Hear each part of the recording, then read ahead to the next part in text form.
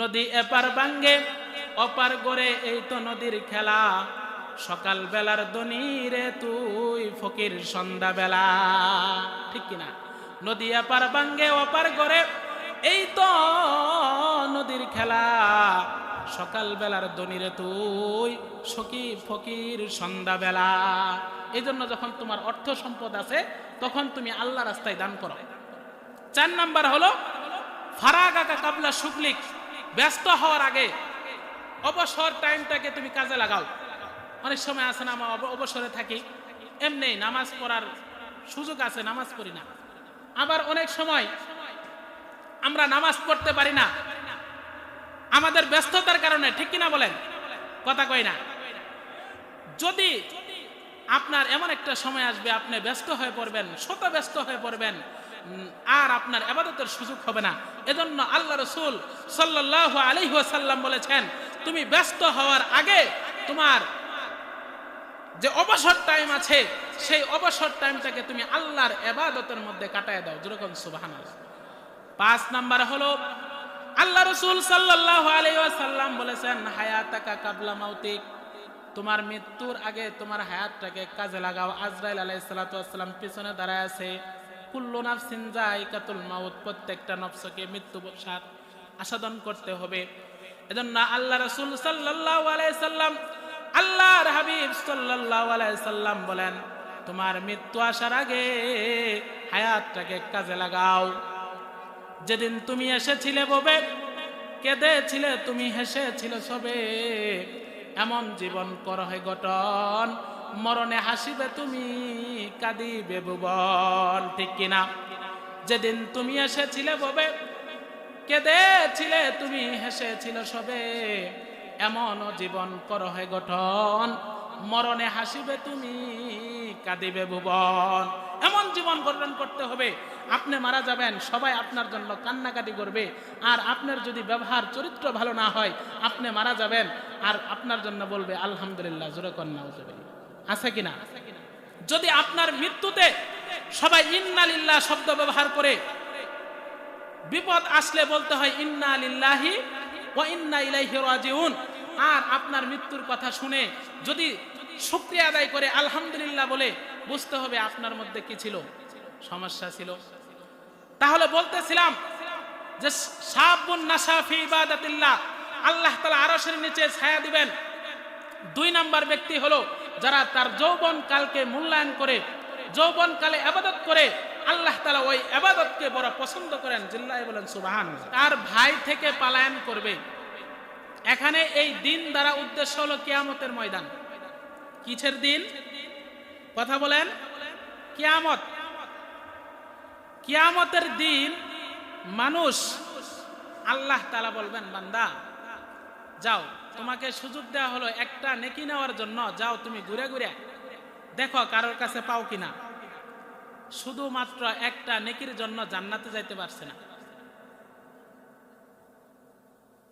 এখন এই লোকটা ভাইয়ের কাছে যাবে, ভাইয়ের কাছে যায় বলবে, ভাই দুনিয়াতে আপনি আমাকে অনেক মহব্বত করতেন, আজকে আমাকে একটা নেকি দিয়ে আমাকে একটু আজকে আমলের পাল্লাটা ভারী করে দেন। ভাই বলবে, না, আজকে আমার দ্বারা সম্ভব না। উম্মিহি, মার কাছে যাবে, মা বলবে, আমিও পারবো না। ও আবি, বাবার কাছে যাবে, বাবা বলবে, আমিও পারবো না। ও সাহিবাতিহি, বন্ধুর কাছে যাবে, বন্ধুও বলবে, আমিও পারবো না। সন্তানের কাছে যাবে, সন্তানও বলবে, আমিও পারবো না। এই কঠিন একটা মুহূর্তে যে লোকটা একটা নেকি নেওয়ার জন্য মার কাছে প্রথমে গেল, বাবার কাছে গেছে, ভাইয়ের কাছে গেছে, বন্ধুর কাছে গেছে, সবার কাছে আস্তে আস্তে সবাই নিরাশ হয়ে গেছে। মার কাছে যে বলবে, মা শুধু একটা নেকির জন্য আজকে জান্নাতে যাইতে পারছি না গো, আল্লাহ তাআলা আমাকে পাঠাইছে, শুধুমাত্র একটা নেকি যদি তুমি দাও তাহলে আমি জান্নাতে যাইতে পারছি। মা বলবে না না, তোমাকে আমি নেকি দিতে পারবো না। নিরাশ হয়ে যাবে, ভাইয়ের কাছে যাবে, ভাইয়ের থেকে নিরাশ হয়ে যাবে। এইভাবে আস্তে আস্তে সকলের কাছ থেকে যখন নিরাশ হয়ে যাবে, সবাই পেরেশান হয়ে যাবে, সমস্ত হাসরবাসী মিলে এবার হযরত আদম পয়গম্বরের কাছে যাবে। আদম পয়গম্বরের কাছে যায় আদম আলাইহিস সালাতু ওয়াস সালামকে বলবে, ওগো পয়গম্বর আদম, আদি পিতা আপনাকে সর্বপ্রথম নবী বানায়া আল্লাহ তাআলা দুনিয়াতে পাঠাইছে। ওগো পয়গম্বর, আজকে একটু সাহায্য করে আমাদেরকে ব্যবস্থা করে দেন। আদম পয়গম্বর বলবে না, আমি পারবো না। নূহ পয়গম্বরের কাছে যাও। নূহ আলাইহিস সালাতু ওয়াস সালামের কাছে যাবে। নূহ আলাইহিস সালাতু ওয়াস সালাম বলবে, না না, আমিও পারবো না। তোমরা ইব্রাহিম পয়গম্বরের কাছে যাও। ইব্রাহিম পয়গম্বরের কাছে যাবে। ইব্রাহিম আলাইহিস সালাম বলবেন, আমিও পারবো না। ইব্রাহিম আলাইহিস সালাতু ওয়াস সালাম বলবেন, না না, আমিও পারবো না। তোমরা মূসা আলাইহিস সালাতু ওয়াস সালামের কাছে যাও।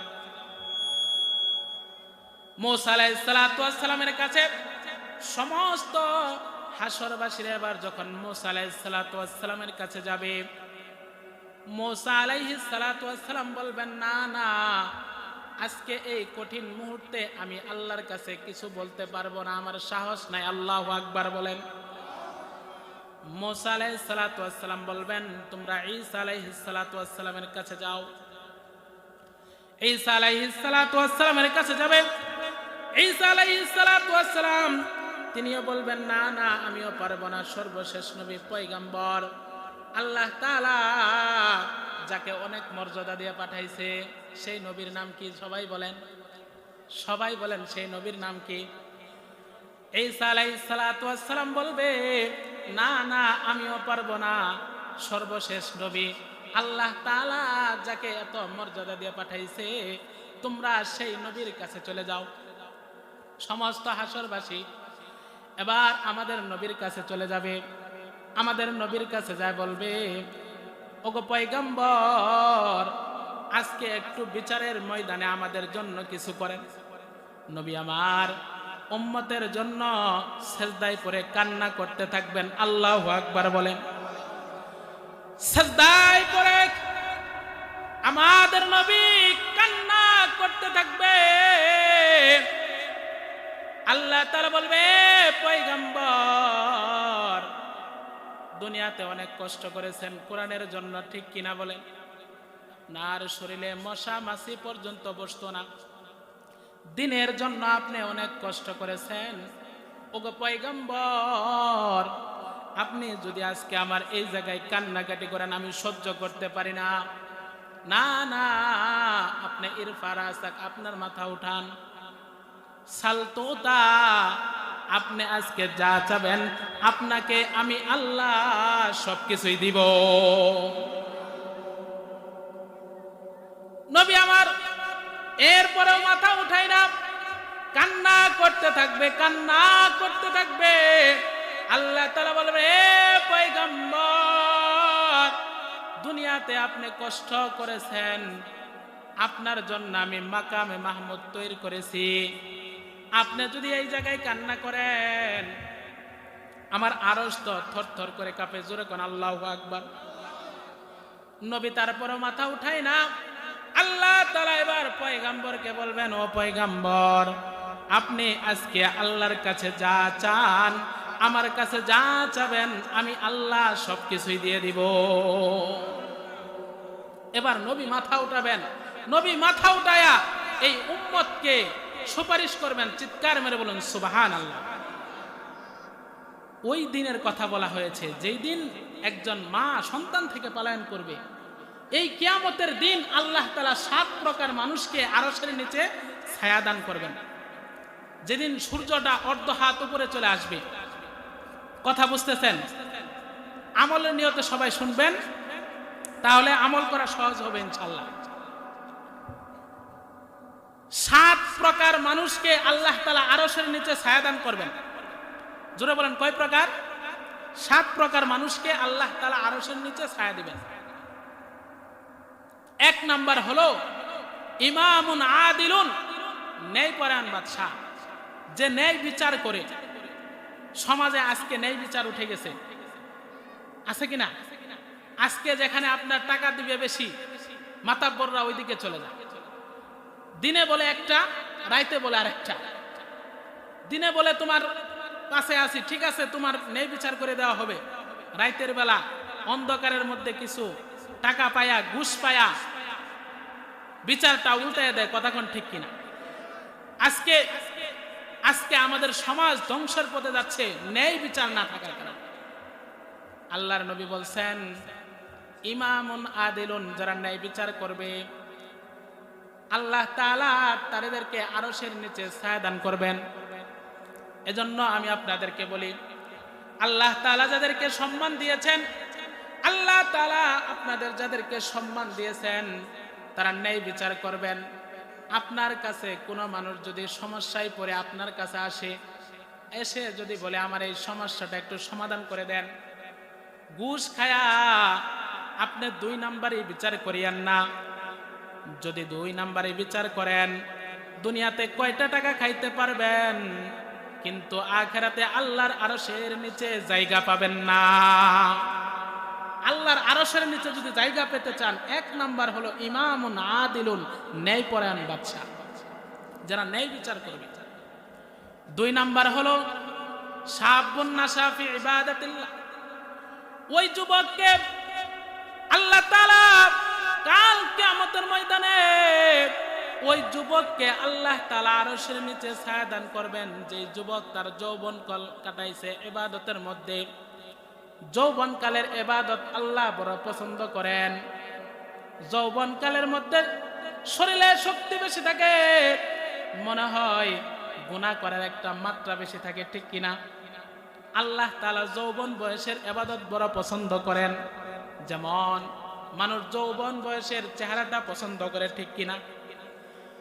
আল্লাহ রাসূল বলেন 7 শ্রেণীর মানুষকে আল্লাহ পাক রব্বুল আলামিন আরশের নিচে ছায়া দান করবেন। 2 নাম্বার হলো শাবুন নাশা ফি ইবাদাতিল্লাহ, ওই যুবককে আল্লাহ তাআলা আরশের নিচে ছায়া দিবেন, যেই যুবক তার যৌবন কাল কাটাইছে আল্লাহর ইবাদতের মধ্যে। এজন্য আল্লাহ রাসূল বলেন ইগতানিম খামসান কাবলা খামসিন শাবাবাকা কাবলা হারামিক। আল্লাহর নবী সাল্লাল্লাহু আলাইহি ওয়াসাল্লাম বলেন 5টা জিনিস সংগঠিত হওয়ার আগে তুমি 5টা জিনিসকে মূল্যায়ন করো। 1 নাম্বার হলো শাবাবাকা কাবলা হারামিক, বার্ধক্য হওয়ার আগে তুমি যৌবন কালটাকে মূল্যায়ন করো। কারণ আপনার যখন বৃদ্ধ হয়ে যাবেন তখন ইবাদত করতে মনে চাবে, কিন্তু আগের মতো আর ইবাদত করতে পারবেন না। কথা বলেন ঠিক কিনা? শক্তি থাকবে না, বৃদ্ধ হয়ে যাবেন, ওই সময় নামাজের ইচ্ছা থাকবে, ঠিক মতো রুকু করতে পারবেন না, ঠিক মতো সিজদা করতে পারবেন না। কিন্তু আপনাকে যখন আল্লাহ শক্তি দিয়েছেন, যুবক ছিলেন, ওই সময় যদি আপনি ইবাদত করতেন, শরীরে শক্তিও ঠিক থাকতো, রুকুও ঠিক মতো করতে পারতেন, সিজদাও ঠিক মতো করতে পারতেন, কেরাত একটু দীর্ঘ হলে কোনো সমস্যা হতো না। কথা বলেন ঠিক কিনা? যখন বয়স হয়ে যায়, মসজিদের কেরাত যদি একটু দীর্ঘ হয়, আছে কিনা, কাশাকাশি শুরু হয় কিনা, বিনা উজরে কাশি দিলে, উজর ব্যতীত কাশি দিলে নামাজ থাকবে না। এজন্য রাসূল বলেছেন শাবাবাকা কাবলা হারামিক, তুমি বৃদ্ধ হওয়ার আগে তোমার যৌবন কালটাকে তুমি মূল্যায়ন করো। আল্লাহ যে তোমার যৌবন কাল দিয়েছে, ওই যৌবন কালে তুমি ইবাদত করো। 2 নাম্বার হলো সিহাতাকা কাবলা সুকুমিক, অসুস্থ হওয়ার আগে সুস্থতাটাকে তুমি মূল্যায়ন করো। কারণ এক সময় আপনি অসুস্থ হয়ে পড়বেন, ইবাদত করতে মন চাবে, ঠিক মতো ইবাদত করতে পারবেন না। কথা কোন ঠিক কিনা? 3 নাম্বার হলো ওয়াল মালা কাবলাল ফাকরি। আল্লাহর হাবিব সাল্লাল্লাহু আলাইহি ওয়াসাল্লাম দুনিয়ার মানুষদেরকে বলতেছেন, হে দুনিয়ার মানুষ শোনো, তুমি তোমার মাল থাকা অবস্থায় আল্লাহ রাস্তায় খরচ করো, এমন একটা সময় আসতে পারে যেই সময় তুমি চাইবা তুমি আল্লাহ রাস্তায় খরচ করার জন্য তোমার টাকাও নাও থাকতে পারে, ঠিক কিনা? নদী এপার ভাঙ্গে অপার গড়ে, এই তো নদীর খেলা। সকাল বেলার দনি রে তুই ফকির সন্ধ্যা বেলা, ঠিক কিনা? নদী এপার ভাঙ্গে অপার গড়ে, এই তো নদীর খেলা। সকাল বেলার দনি রে তুই ফকির সন্ধ্যা বেলা। এই জন্য যখন তোমার অর্থ সম্পদ আছে তখন তুমি আল্লাহ রাস্তায় দান করো। 4 নাম্বার হলো ফারাগাকা কাবলা শুকলিক, ব্যস্ত হওয়ার আগে অবসর টাইমটাকে তুমি কাজে লাগাও। অনেক সময় আছে না, আমরা অবসরে থাকি, এমনি নামাজ পড়ার সুযোগ আছে, নামাজ পড়ি না। আবার অনেক সময় আমরা নামাজ পড়তে পারি না আমাদের ব্যস্ততার কারণে, ঠিক কিনা বলেন? কথা কই না? যদি আপনার এমন একটা সময় আসবে আপনি ব্যস্ত হয়ে পড়বেন, শত ব্যস্ত হয়ে পড়বেন, আর আপনার ইবাদতের সুযোগ হবে না। এজন্য আল্লাহ রাসূল সাল্লাল্লাহু আলাইহি ওয়াসাল্লাম বলেছেন, তুমি ব্যস্ত হওয়ার আগে তোমার যে অবসর টাইম আছে সেই অবসর টাইমটাকে তুমি আল্লাহর ইবাদতের মধ্যে কাটায় দাও। যেরকম সুবহানাল্লাহ। 5 নাম্বার হলো আল্লাহ রাসূল সাল্লাল্লাহু আলাইহি ওয়াসাল্লাম বলেছেন, হায়াতাকা কাবলা মাউতিক, তোমার মৃত্যুর আগে তোমার হায়াতটাকে কাজে লাগাও। আজরাইল আলাইহিস সালাতু ওয়াস সালাম পিছনে দাঁড়ায় আছে। কুল্লু নাফসিন যায়িকাতুল মাউত, প্রত্যেকটা নফসকে মৃত্যু স্বাদ আস্বাদন করতে হবে।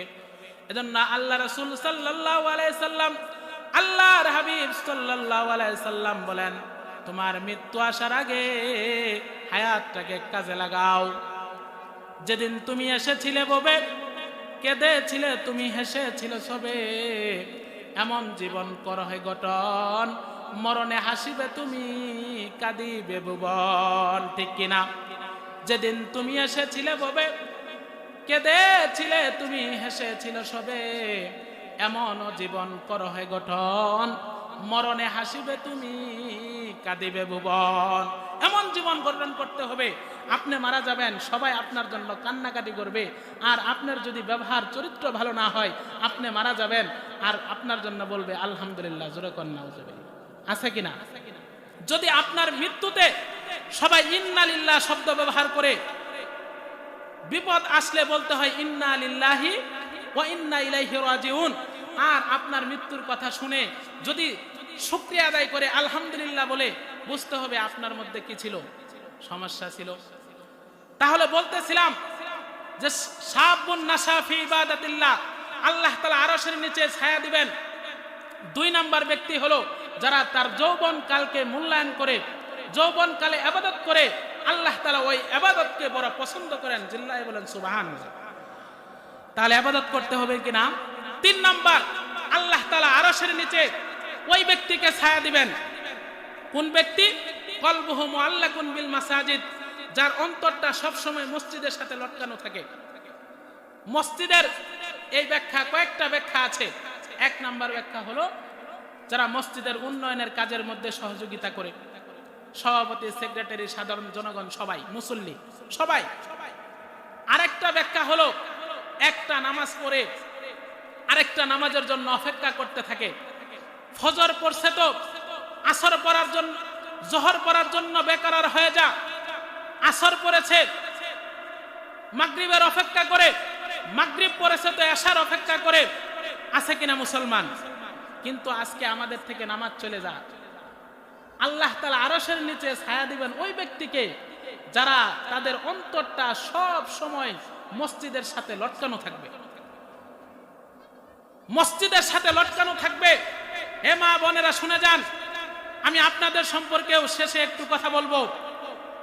এইগুলা মা বোন আমাদের যারা পুরুষ আছি সকলেরই দরকার। এগুলো মসজিদের সাথে যাদের অন্তর মহব্বত আর আন্তরিকতা থাকবে, আল্লাহ তাআলা, আল্লাহ রাসূল বলেছেন তাকে আল্লাহ তাআলা আরশের নিচে ছায়া দান করবেন।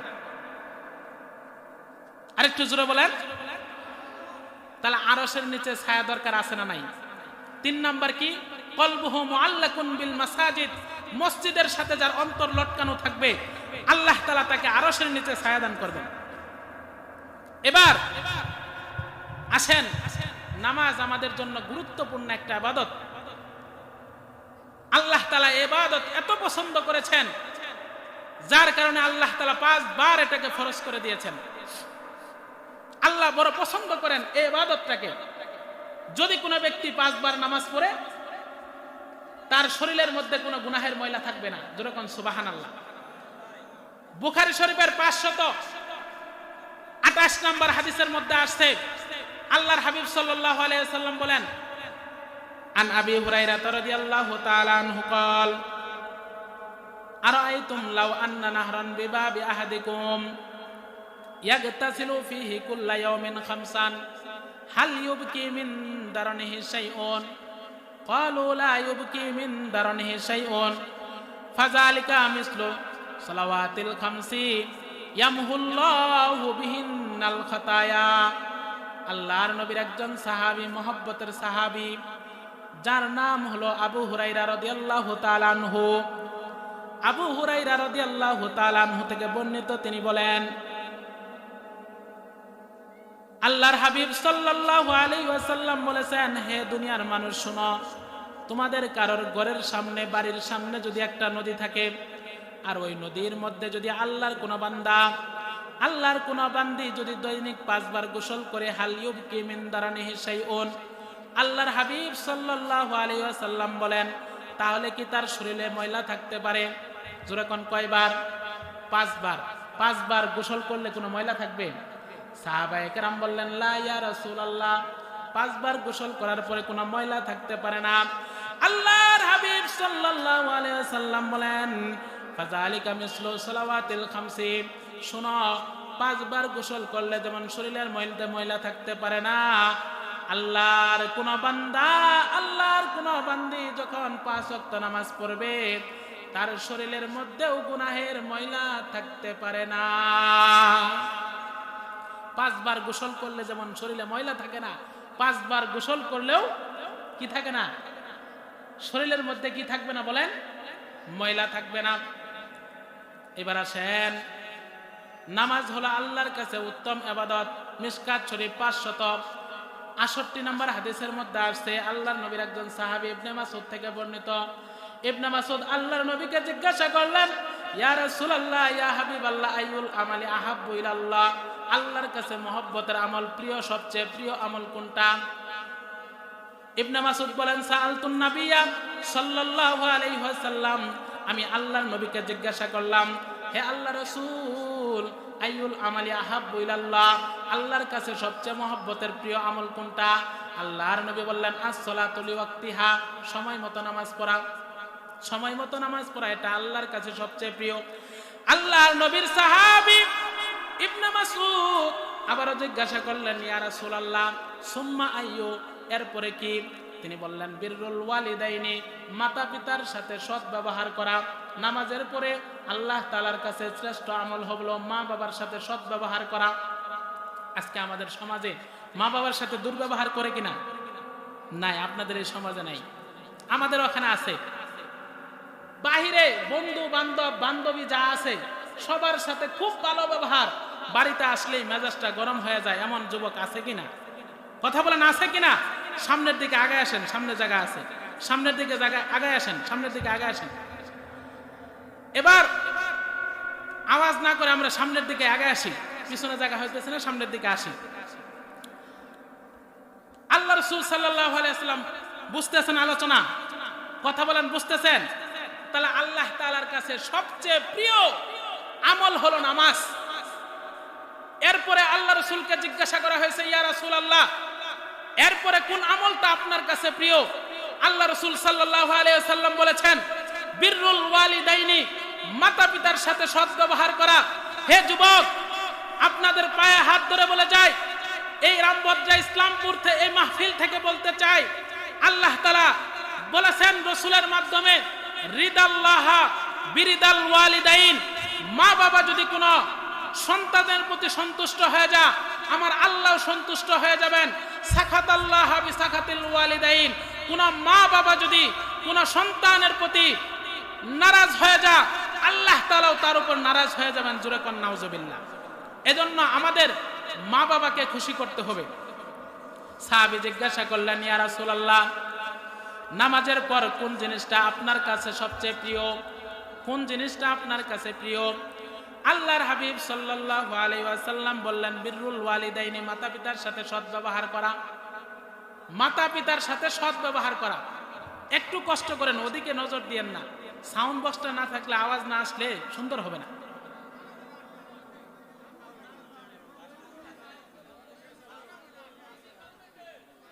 একটু কমাই দেওয়া যায়? আচ্ছা আচ্ছা, ঠিক করতেছে, কথা বলেন না। এই ফাঁকে আমরা একটু সামনের দিকে আগে আসি। লা ইলাহা, জোরে লা। কে বানাইছেন কোন দ্বারা? আল্লাহ তাআলা। আসমান জমিনের মধ্যে যা কিছু আছে আল্লাহ তাআলা সবকিছু কুন হও ফায়াকুন হয়ে গেছে। আল্লাহ তাআলা এবার ওই যে ব্যক্তিটা তার সন্তানদেরকে বলেছিল, আমার লাশটা তোমরা জ্বালায় দিবা আর ছাইগুলা তোমরা সাগরের মধ্যে ছড়ায় দিবা, বাতাসের মধ্যে ছড়ায় দিবা।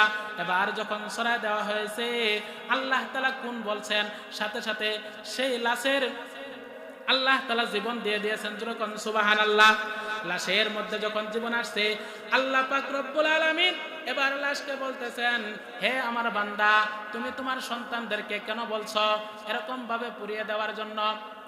সে বলতেছে, আল্লাহ, আমি জীবনে ইবাদত করতে পারি নাই, আমাকে তো এই যে জাহান্নামের আগুনের মধ্যে জ্বলতে হবে। ওগো আল্লাহ, আমি তো জাহান্নামের আগুনে জ্বলতে পারবো না, তোমার ভয়ে আমার সন্তানদেরকে আমি বলছি, ওগো সন্তান, আমার মৃত্যুর পর আমার লাশটাকে জ্বালায় দিবা। এই জন্য লাশটাকে আল্লাহ জ্বালায় দেওয়া হয়েছে।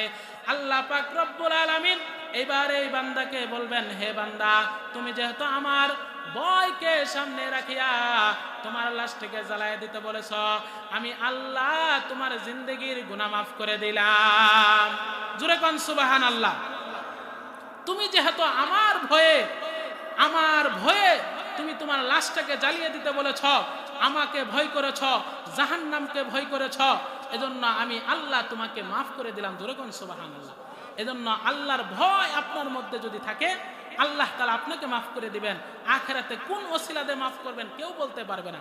এজন্য বলতেছিলাম, আল্লাহ তাআলা নারীদেরকে এত সম্মান দিয়েছেন, তারা যদি আল্লাহর কাছে হাত উঠা, আল্লাহ তাআলা সাথে সাথে দোয়াকে কবুল করে নেয়। জোরে কোন সুবহানাল্লাহ।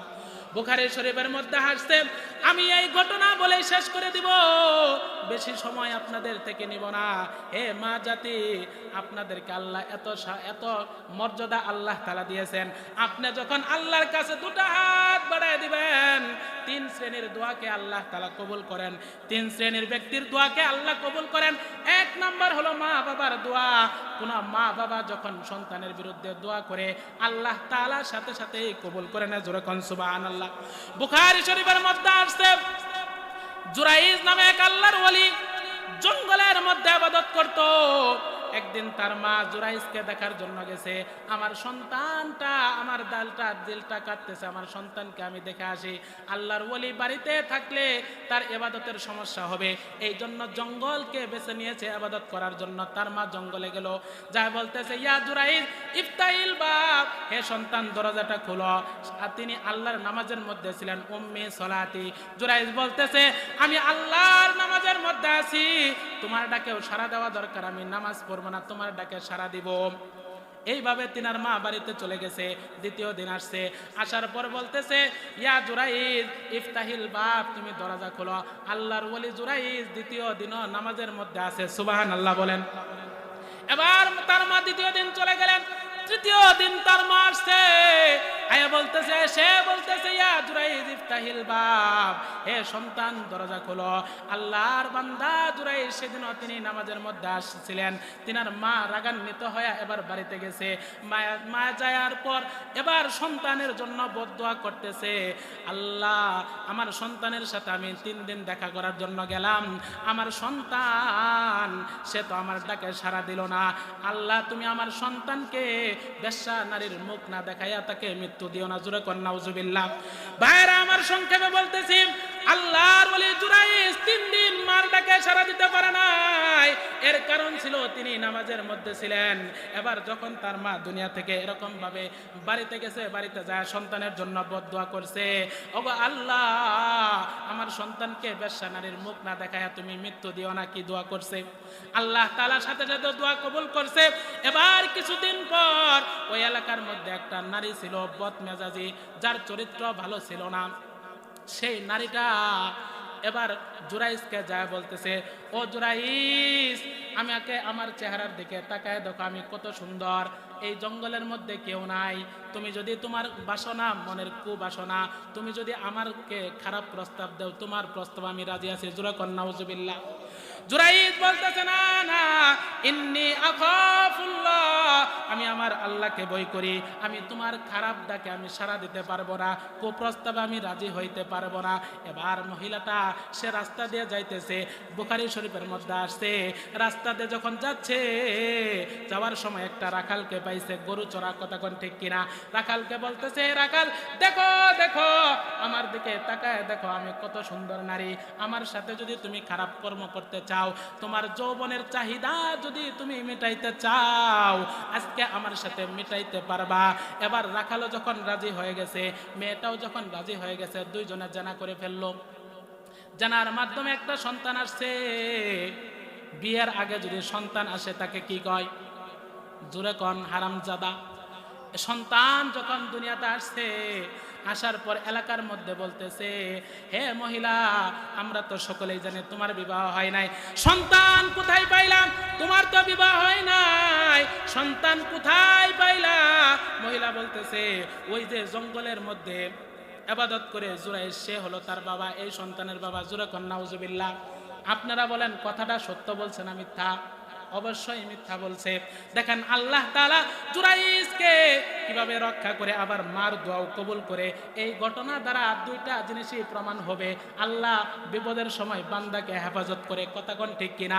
বিপদের মধ্যে যখন পড়বেন আল্লাহ তাআলা আপনাকে উদ্ধার করবে, আপনাকে আল্লাহ তাআলাই বাঁচাবে।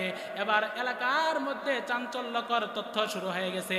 সবাই বলতেছে, আমরা তো তোমাকে আল্লাহর ওলি মনে করি, হে জুরাইজ আমরা তোমাকে চূড়ান্ত বিচার করব, তুমি তার সাথে কেন অপকর্ম করছ? শেষ করে দিব? হ্যাঁ,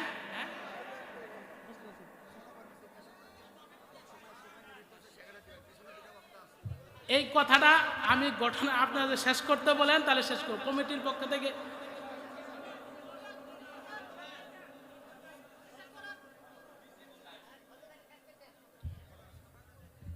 তাহলে আমি সংক্ষেপে শেষ করে দিচ্ছি।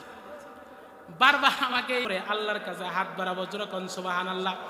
মুসলমানের আদত হলো যখন বিপদে পড়বে সাথে সাথে কার কাছে হাত উঠাবে? যেরকম কার কাছে? আল্লাহর কাছে হাত উঠাইবে। জুরাইজ আল্লাহর ওলি দুটা হাত আল্লাহর কাছে বাড়ায় দেয়া বলতেছে, আল্লাহ তুমি তো জানো আমি এই নারীর সাথে আমি অপকর্ম করি নাই, ওগো আল্লাহ তুমি আমাকে আজকে একটা কুদরত জাহির করে দাও। জোরে কোন সুবহানাল্লাহ।